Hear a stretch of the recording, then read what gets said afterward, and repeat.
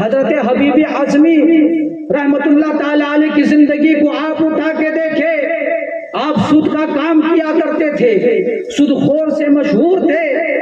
جب آپ ایک راستے سے گزرنے لگے، بچوں نے دیکھا اور چلا اٹھے، کہا کہ دور ہو جاؤ، ہٹ جاؤ، بھاگ جاؤ، سود خور آ رہا ہے، حبیب اعظمی آ رہا ہے، کہیں ان کے قدم کی دھول اور مٹی ہمارے اوپر اڑ گئی تو رب تبارک و تعالیٰ کا عتاب ہم پر بھی نازل ہو جائے گا۔ جب یہ جملہ حبیب اعظمی نے سنا ہے تو کہا کہ میں اتنا گناہگار ہوں، میں اتنا برا شخص ہوں کہ بچے مجھ سے دور بھاگتے ہیں، بچے مجھ سے نفرت کرتے ہیں۔ آپ نے فوراً توبہ کی اور اپنے آپ کو بدل دیا۔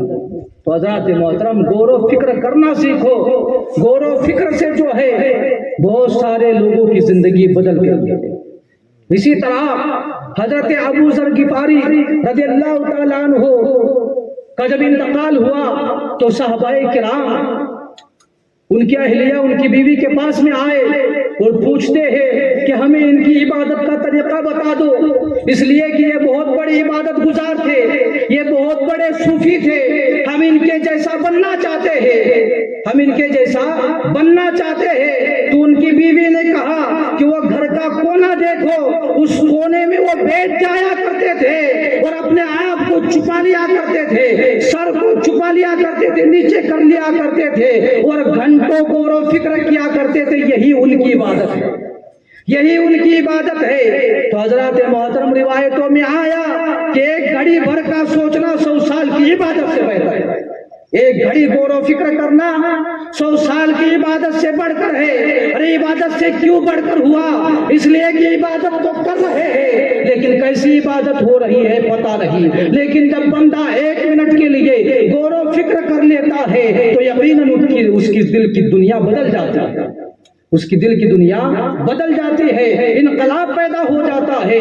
حضرات محترم، تو حضرت انس رضی اللہ تعالیٰ عنہ نے بیان فرمایا کہ 2 راتوں کو کبھی نہ بھولو، 2 راتوں کو کبھی نہ بھولو۔ اور آج ہمارا معاملہ ایسا ہے، آج ہمارے حالات تنگ سے تنگ ہوتے جا رہے ہیں۔ کوئی کچھ وجہ بتا رہا ہے تو کوئی کچھ وجہ بتا رہا ہے، لیکن اصل وجہ وہی ہے جو قرآن نے ہمیں بتائی ہے، جو رب نے ہمیں بتائی ہے۔ رب تبارک و تعالیٰ قرآن کریم میں ارشاد فرماتا ہے وَمَا أَصَابَكُم مِّن مُّصِيبَةٍ فَبِمَا كَسَبَتْ أَيْدِيكُمْ، کہ تم پر جو مصیبتیں نازل ہوتی ہے، تم پر جو مصیبتیں آتی ہے وہ تمہارے گناہوں کی وجہ سے آتی ہے۔ آج بندہ کہتا ہے کہ میں عبادت کرتا ہوں، نماز پڑھتا ہوں، پھر بھی میری مصیبت دور نہیں ہوتی ہے، پھر بھی میری پریشانی کیوں نہیں جاتی؟ میں نے تو صدقہ بھی ادا کیا، میں نے تو زکوٰۃ بھی نکالی، میں نے تو یتیم پر رحم و کرم بھی کیا، لیکن پھر بھی میری مصیبت کیوں نہیں جاتی ہے؟ تو وجہ یہ ہے کہ عبادت تو ہو رہی ہے لیکن عبادت کے ساتھ ساتھ گناہ بھی ہو رہا ہے۔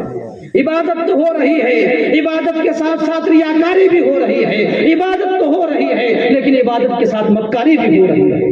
حضرات محترم، تو اسی کو فرمایا کہ تم پر جو مصیبت آتی ہے وہ تمہارے گناہوں کی وجہ سے آتی ہے۔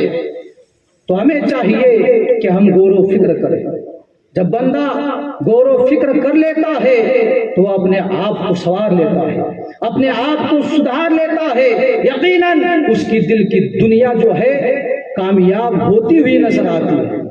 اب اسی طرح رب تبارک و تعالیٰ قرآن شریف میں ارشاد فرماتا ہے رب ارجعون، ہر مرنے والا شخص یہ کہے گا قبر میں کہ اے رب ہمیں واپس دنیا میں بھیج دے، یہ خواہش کرے گا ہر بندہ، ہم سب خواہش کریں گے، ہم سب قبر میں خواہش کریں گے، اس لیے کہ رب نے فرمایا کہ ہر بندہ مرنے والا خواہش کرے گا، تمنا کرے گا کہ اے پروردگار عالم سے رب مجھے تھوڑی سی مہلت دے دی جائے، تھوڑا سا وقت دے دیا جائے کہ میں 1 مرتبہ سبحان اللہ العظیم کہہ سکوں، سبحان اللہ کہہ سکوں۔ لیکن اس کی یہ تمنا پوری نہیں کی جائے گی، لیکن اس کی یہ تمنا یا آرزو پوری نہیں کی جائیں گی۔ تو حضرات محترم، اس لیے حدیث شریف میں آیا کہ بندہ جب سبحان اللہ کہتا ہے تو اس کا میزان عمل نیکیوں سے بھر دیا جاتا ہے، اس کا میزان عمل جو ہے نیکیوں سے بھر دیا جاتا ہے. اس لیے بندہ تمنا کرے گا.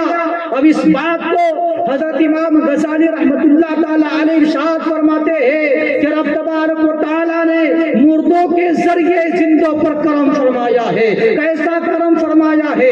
آپ فرماتے ہیں کہ ارے وہ تو چلے گئے, ان کا نامہ اعمال بند ہو گیا, اب وہ کچھ نہیں کر سکتے ہیں, لیکن ان کی زندگی کو دیکھ کے ہم بہت کچھ کر سکتے ہیں, اپنے نامہ اعمال کو بھر سکتے ہیں, نیکیاں کر سکتے ہیں. اور فرماتے ہیں کہ اس کا الٹ اگر ہو جاتا کہ ہم پہلے چلے جاتے اور انہیں باقی رکھتا تو انہیں تو موقع دیا جاتا, ان کا نامہ اعمال کھلا رہتا اور ہمارا نامہ اعمال بند ہو جاتا. تو حضرات محترم, اولیاء کاملین جو ہے تھوڑی تھوڑی بات میں جو ہے فکر کرنے لگ جایا کرتے تھے, آخرت کی یاد کو تیار کرنے لگ جایا کرتے تھے. اور آج ہمارا معاملہ ایسا ہے کہ ہم اپنے عزیز کو خود نہلاتے ہیں, خود غسل دیتے ہیں, نماز جنازہ پڑھتے ہیں اور اس کے بعد میں مٹی اس کے اوپر ڈال دیتے ہیں, قبر میں لٹا دیتے ہیں, لیکن ہم اس سے کوئی سبق حاصل نہیں کرتے ہیں. حضرات محترم, 2 سال پیچھے چلو, جب کورونا ایک وبا ایک ایسی بیماری آئی کہ اس بیماری کے اندر جو ہے